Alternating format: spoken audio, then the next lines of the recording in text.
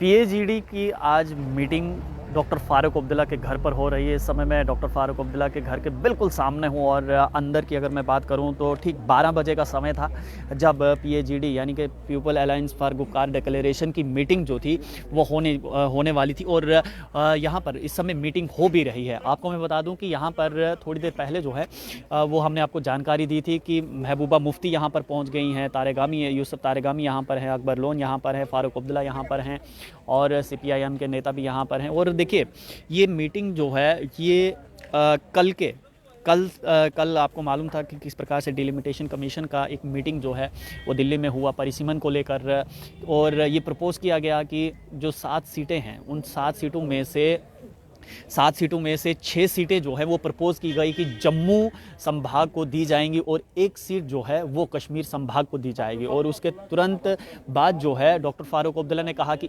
इस ड्राफ्ट को हम नहीं मानते हैं, ये गलत है और 6 सीटें जम्मू संभाग को और 1 सीट जो है वो कश्मीर संभाग को दिए जाने की जब बात हो रही थी तो उसको सिरे से खारिज कर दिया है डॉक्टर फ़ारूक अब्दुल्ला ने।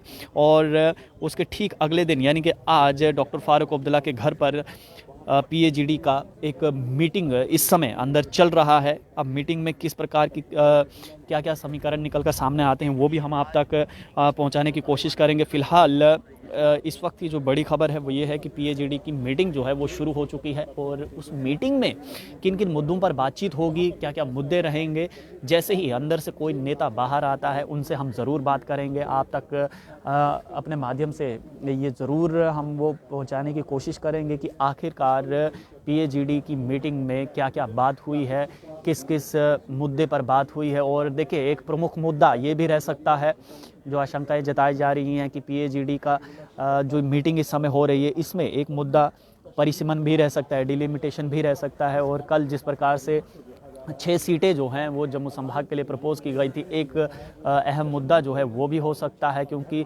बीते कुछ दिनों से लगातार अगर आपने देखा होगा तो फ़ारूक अब्दुल्ला हों या फ़ारूक अब्दुल्ला जम्मू के दौरे पर थे, उमर अब्दुल्ला चनाब वैली के दौरे पर थे, उससे पहले महबूबा मुफ्ती चनाब वैली के दौरे पर थी और लगातार केंद्र सरकार पर जो है वो कटाक्ष करती रही और ये कहती रही कि केंद्र सरकार ने जम्मू कश्मीर को लूट लिया है, केंद्र सरकार ने जम्मू कश्मीर के साथ बहुत ही गलत किया है, सौतेला स्वभाव जो है वो अपनाया है केंद्र सरकार ने। लेकिन बहरहाल ये तो नेताओं की आपसी टिप्पणी है। और उमर अब्दुल्ला का वो भाषण तो आपको याद ही होगा जब उमर अब्दुल्ला ने कहा था कि खलेनी में जो टनल बनाया गया है वो वेस्ट ऑफ मनी है और महज 5 मिनट बचाने के लिए जो है वो केंद्र सरकार ने खलेनी में टनल जो है वो बनाया है। और वो इसलिए टनल बनाया गया है ताकि केंद्र सरकार ये बता सके कि हमने सब कुछ सही किया है और हम तरक्की की तरफ बढ़ रहे हैं।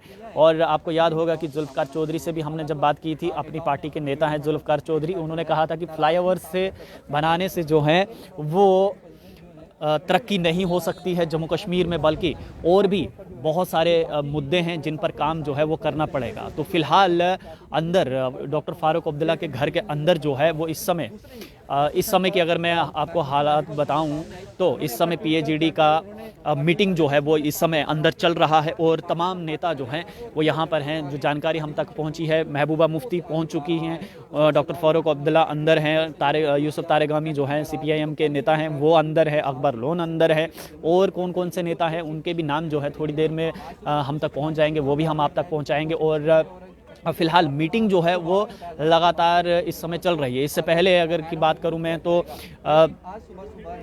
सीपीआईएम के नेताओं के साथ लगातार टच में हैं फ़ारूक अब्दुल्ला। दिल्ली से तस्वीर आपने भी वो देखी होगी जो फ़ारूक अब्दुल्ला के सामने निकल कर आई थी। और महबूबा मुफ्ती तो लगातार ये कह रही हैं कि जम्मू कश्मीर के साथ जो है केंद्र सरकार जो है वो लगातार इस प्रकार की बातें जो सामने निकल कर आ रही हैं कि सौतेलापन जो है जम्मू कश्मीर के साथ अपनाया जा रहा है। और ख़ासकर अगर मैं डिलिमिटेशन की बात करूं तो कल जिस प्रकार से कल पीएजीडी का मीटिंग होना, आज ये सारी की सारी समीकरण जो है ये कल जब डिलिमिटेशन कमीशन की मीटिंग थी जिसमें 5 एमपी जम्मू कश्मीर के यानी कि 5 सांसद जम्मू कश्मीर के doctor Farooq Abdullah, doctor Jitendra Singh, Jugal Kishore Sharma, Akbar loan और हसनैन मसूदी, ये 5 के 5 सांसद जो थे उस मीटिंग में मौजूद थे। वहाँ पर डिलिमिटेशन कमीशन की मीटिंग चल रही थी और 6 सीटें जो हैं वो प्रपोज़ की गई जम्मू संभाग के लिए, और मात्र एक सीट जो है वो कश्मीर संभाग के लिए जो है वो प्रपोज़ की गई। और उसका खंडन जो है डॉक्टर फारूक अब्दुल्ला ने किया, और डॉक्टर फारूक अब्दुल्ला ने ये कहा कि ये सरासर बेइंसाफ़ी है, इसको नहीं माना जाएगा, इस ड्राफ्ट को हम सिरे से खारिज करते हैं। और हो सकता है कि देखिए तुरंत बाद जो है वो अब कल डिलिमिटेशन कमीशन की मीटिंग होती है। जैसे ही डिलिमिटेशन कमीशन की मीटिंग हुई और तुरंत बाद आज की अगर मैं बात करूं तो आज जो है वो PAGD का यहाँ पर मीटिंग जो है वो हो रहा है। और फिलहाल अगर मैं बात करूं तो इस समय अंदर महबूबा मुफ्ती, डॉक्टर फारूक अब्दुल्ला और यूसुफ तारिगामी अंदर हैं, अकबर लोन अंदर है, बातचीत चल रही है। और बातचीत का क्या निष्कर्ष निकलता है वो भी हम आपको बताएंगे, वो भी आपसे साझा करेंगे। और साथ ही साथ मैं आपको ये भी बताना चाहूँगा कि कल मीटिंग होती है डिलिमिटेशन कमीशन की, और आज जो है वो PAGD का मीटिंग होता है। आज PAGD का मीटिंग होता है।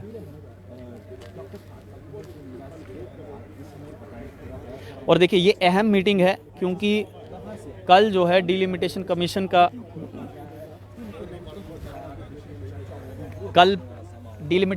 का मीटिंग होता है, और आज जो है वो PAGD का मीटिंग यहाँ पर हो रहा है। तो कहीं ना कहीं एक जो है ये समीकरण ये बन रहा है। यहाँ पर मेरे साथी पत्रकार भी हैं, और रमन सैनी हैं, विशाल शर्मा हैं। विशाल, क्या लगता है कि कल डिलिमिटेशन कमीशन का मीटिंग हुआ और तुरंत बाद आज PAGD अपना मीटिंग बिठा दिया है? देखिए, ये मीटिंग कल नहीं डिसाइड हुई है। जिस हिसाब से मेरे पास जानकारी है तो मीटिंग पहले की थी, लेकिन आप ये कहें कि मीटिंग का एजेंडा जो है वो आज पूरी तरह से चेंज होगा, इसमें कोई दो राय नहीं है। सेट भी बैठ गया, सेट तो बैठना ही था, ये आप कोइंसिडेंस कह लीजिए। लेकिन जिस हिसाब से कल ट्वीट्स पर ट्वीट्स आए, उमर अब्दुल्ला हो, महबूबा मुफ्ती हो, और जो उन्होंने वहाँ पर लिखा और जो कहने की कोशिश की, जो कन्वे करने की कोशिश की, जाहिर सी बात है आज उसके अलावा कोई दूसरा एजेंडा नहीं होगा। और क्योंकि आज कोइंसिडेंस ये है कि जम्मू को 6 सीटें मिली हैं, कश्मीर को 1 मिली है, वो चीज़ यहाँ पर थोड़ी सी डाइजेस्ट होती हुई नज़र नहीं आई, और आज जम्मू में ही उसके रिगार्डिंग मीटिंग है। तो मुझे नहीं लगता कि हमें शायद कोई ऑफिशियल बाइट भी आज यहाँ से मिल पाएगा, लेकिन इंतज़ार करेंगे। बट ये है कि मीटिंग शायद पहले की डिसाइडेड थी, लेकिन आप ये कहें कि मुद्दा जो था वो फ्रेश मिल गया। रमन सर, 6 सीटें जम्मू को दी गई, 1 सीट कश्मीर को प्रपोज किया है, 15 दिन में जवाब भी देना है। डॉक्टर फारूक अब्दुल्ला सिरे से खारिज कर दिया।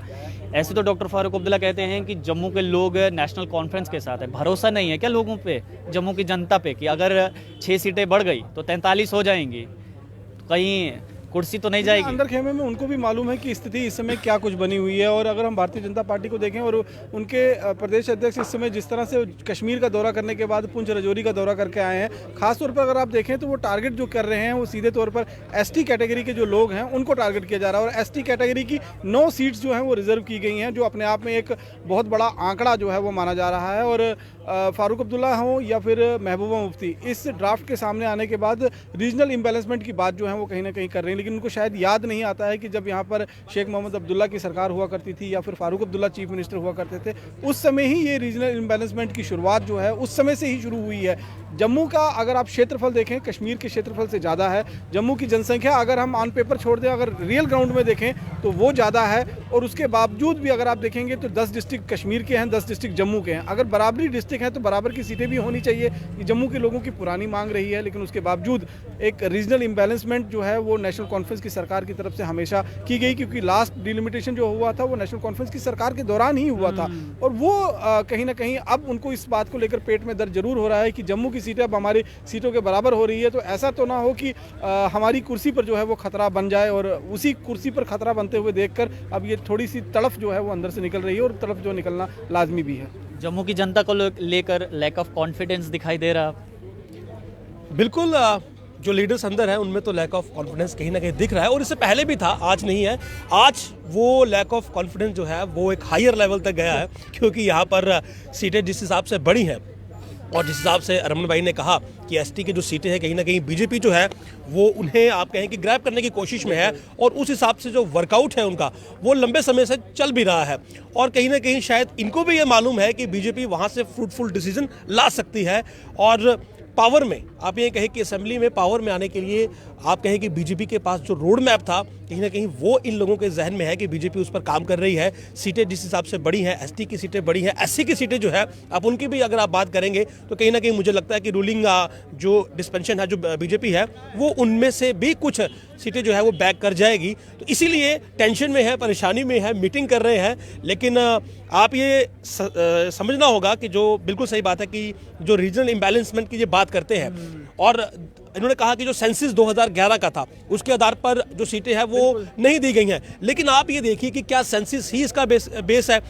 रोड कनेक्टिविटी है, आपकी टेलीफोन कनेक्टिविटी है, आपके सेवरल अदर्स फैक्टर्स है, जिसमें जम्मू जो था वो बहुत लैग कर रहा था। लेकिन उन चीज़ों को इग्नोर करके कश्मीर को ज़्यादा आपने सीटें दे रखी थी। तो आज जब एक फैक्टर को जो है वो थोड़ा सा साइड करके बाकी फैक्टर्स को कंसिडर किया गया है और जम्मू को थोड़ा सा राइट, मैं पूरा भी नहीं कहूँगा, थोड़ा सा अगर राइट दिया गया है, तो उसके बाद इस तरह का जो रिएक्शन है मुझे लगता है कि इनकी तरफ से बेसिक था वो आना ही था। तो बाकी इंतज़ार मैं बार बार यही कह रहा हूँ कि मुझे यही इंतजार है कि अंदर से कोई बाहर आए, हमसे बात करे, बाइट दे, मिनट्स ऑफ मीटिंग बताए। बहरहाल वेट करेंगे उसका। रमन सर, उमर अब्दुल्ला का मुझे वो भाषण याद है, उन्होंने कहा था कि अगर डिलिमिटेशन कमीशन 2011 के सेंसस पे अगर डिलिमिटेशन करता है तो हमें कोई दिक्कत नहीं है, होगा। और डिलिमिटेशन कमीशन ने पहले ही ये स्पष्ट कर दिया था कि डिलिमिटेशन होगा तो 2011 के सेंसस पे ही होगा। तो जब बात सामने आई है तो अब पेट में दर्द क्यों हो रहा है? देखिए, डिलिमिटेशन कमीशन जब जम्मू कश्मीर में आया था तो उन्होंने स्पष्ट कर दिया था कि खाली सेंसस में यानी कि जो जनसंख्या है वो आधार नहीं होगा, उसके 5 पैरामीटर्स और हैं,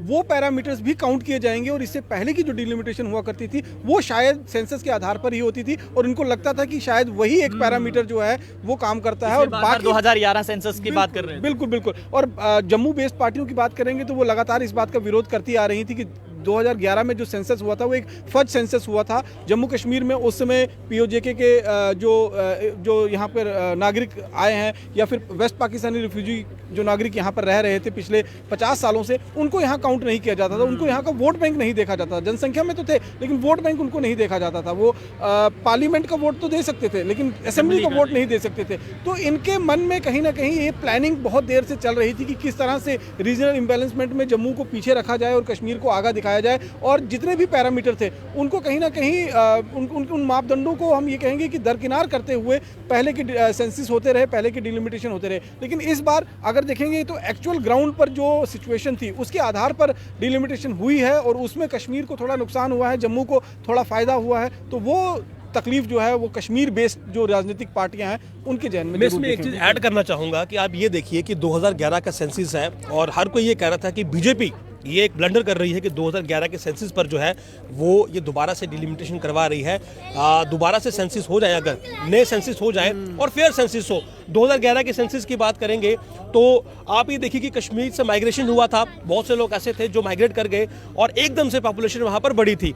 लेकिन उसी के आधार पर 11 के आधार पर ये डिलिमिटेशन होता है और जब बाकी फैक्टर्स कंसिडर में किए जाते हैं, जो वो कंसिडर किए जाते हैं, तो 2011 का सेंसस भी छोटा पड़ता है। तो आप इंजस्टिस देखिए कितना बड़ा था जम्मू के साथ, जो फाइनली मैं ये कहूंगा कि अब पूरी तरह से नहीं लेकिन आंशिक तौर पर जो है 30% हम कह सकते हैं कि उस पर अगर मरहम लगा है तो किसी दूसरे को पीड़ा हुई है तो ये अनफॉर्चुनेट ही होगा। और क्या पीड़ा का नतीजा है ये लड़ाई। अगर आप देखेंगे तो एसटी कैटेगरी की जो 9 सीटें बढ़ी है ना, अब लड़ाई इस पर भी होगी कि जम्मू रीजन में कितनी एसटी कैटेगरी की और कश्मीर में होंगी कितनी होंगी। क्योंकि अगर आप देखेंगे तो 80% पॉपुलेशन जो है वो पहाड़ों पर रहने वाले हैं। और अगर हो सकता है इसमें भी आपको अचंभित नहीं है कि इलेक्शन से ठीक पहले जो पहाड़ी कैटेगरी, जो पहाड़ी लोग हैं वो एसटी का कैटेगरी मांग रहे हैं, उनको भी अगर एसटी का कैटेगरी मिल गए तो फिर इनकी मुश्किलें और बढ़ जाएंगी। बिल्कुल, देखिए पीड़ा दिख भी रही है, मीटिंग चल रही है अंदर। क्या मीटिंग है, किस प्रकार की मीटिंग है, फिलहाल मीटिंग चल रही है। जैसे कोई अंदर से बाहर आता है तो उनसे भी हम बातचीत करेंगे और उनसे पूछेंगे कि आखिरकार